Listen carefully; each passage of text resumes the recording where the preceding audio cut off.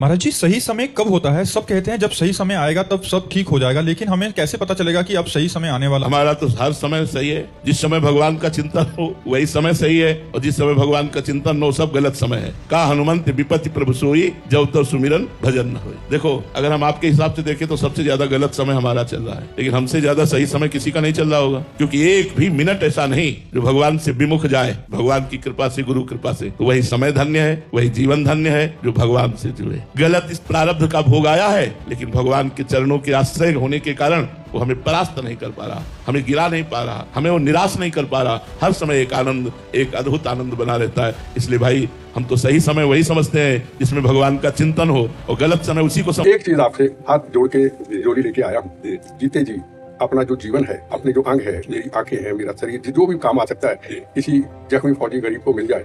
और आपसे गुजारिश करूंगा, मैंने मंदिर की तरह अपनी किडनियां संभाल के रखी हैं, राधा रानी की कृपा से। नहीं गुरु जी, आज मेरी बात सुनना, ये मैं आज आपको मैं देने आया हूँ, मुझे वापस मत। मैं आपको बताऊं, मैं एक भागवतिक शक्ति से संपन्न हूँ, मुझे मालूम, तो मुझे मेरी किडनियां मुझे परास्त नहीं कर सकती। जिस दिन मेरा अंतिम श्वास होगा उसी दिन ये धोखा देगी। नहीं, ये फेल होते हुए भी, डायलिसिस होते हुए भी चलती रहेगी जैसे आप चल रहे हैं। हाँ, ये जरूर आपका स्वागत करते हैं कि आपके ऐसे पवित्र शरीर को, आपका शरीर छूटने के बाद यदि सेवा में लग जाए तो धन्यवाद है। ये आपके लिए संभाल के रखी प्लीज। हमने जीवन में एक नियम लिया है कि हम अपने शरीर को समाज की सेवा में लगा देंगे, लेकिन किसी के भी एक बूंद खून को भी अपने शरीर में नहीं लेंगे।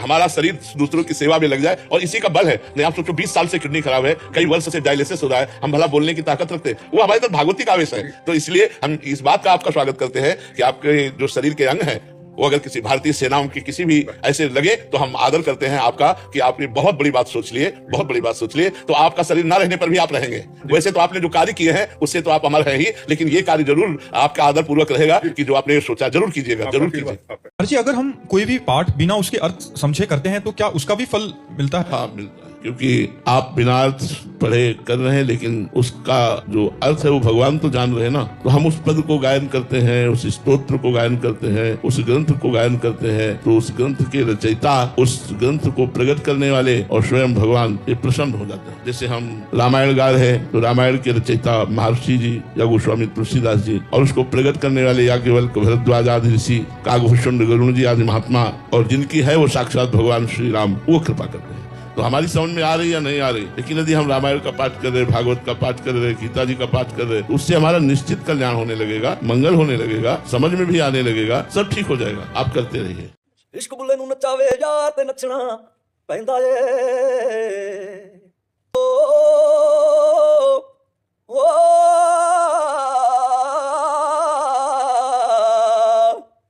इश्क बुल्ले नूं नचावे यार ते नचना पैंदा ਏ ਸਾਹਮਣੇ ਹੋਵੇ ਯਾਰ ਤੇ ਨੱਚਣਾ ਪੈਂਦਾ ਏ ਸਾਹਮਣੇ ਹੋਵੇ ਯਾਰ ਤੇ ਨੱਚਣਾ ਪੈਂਦਾ ਏ ਵਾਹ ਵਾਹ ਮੌਜ ਫਕੀਰਾਂ ਦੀ ਵਾਹ ਵਾਹ ਮੌਜ ਫਕੀਰਾਂ ਦੀ ਕਦੇ ਤੇ ਪੈਨਣ ਮਖਮਲ ਜ਼ਰੀਆਂ ਕਦੇ ਤੇ ਪੈਨਣ ਮਖਮਲ ਜ਼ਰੀਆਂ ਕਦੇ ਗੋਦੜੀ ਲੀਰਾਂ ਦੀ ਵਾਹ ਵਾਹ ਮੌਜ ਫਕੀਰਾਂ ਦੀ ਵਾਹ ਵਾਹ ਮੌਜ ਫਕੀਰਾਂ ਦੀ ਹੋ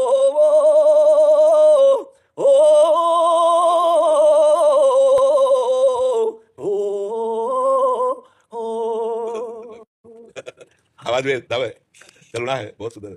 स्वस्थ रहो और ऐसे गाते रहो, समाज को सुख पहुंचाओ। ठीक है? हाँ, जय जय श्री राम।